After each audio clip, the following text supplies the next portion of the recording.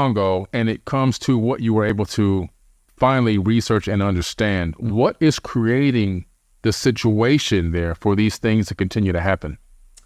Um, there's only two elements known to man that are not found in Congo. Mm-hmm.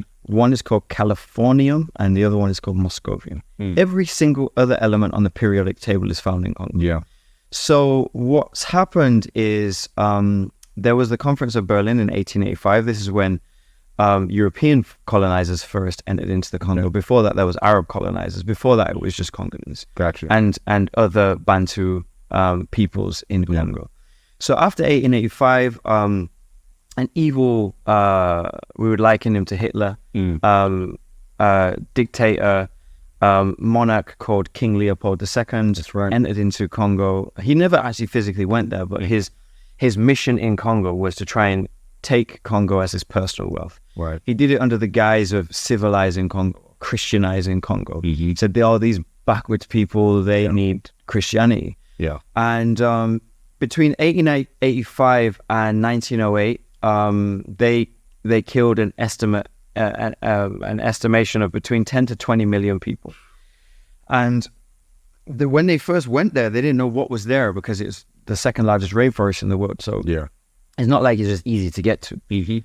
They found that that there was rubber there, and at the time in Europe, the modern day tire had just just been invented. Yeah. They needed rubber, so they basically enslaved the local population to take rubber out, Mm-hmm. so that they could make massive profits. And while they were doing that, they installed in there their soldiers, some railway lines, and basically ways to just to eviscerate Congo, to take everything out, to extract everything out.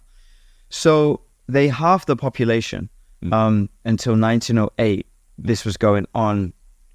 Massive rapes, the things that we see with all the hands being cut off as a incentive for the local population to be able to meet these rubber quotas. So what they would do is they would take the children, they'd take the wives, and they would basically put them in cages and have them there with armed guard. They would send the men out into the jungles to get these rubbers, and they would have, a rubber quota, depending on what area it was, of however many pounds of rubber per week. If they met the quotas, then they would get to see their wives and their children for a few weeks until the next cycle came again.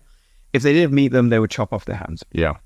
And murder them, rape them, all of the horrible things. Mm-hmm. So this has been going on now in Congo for 140 years, right?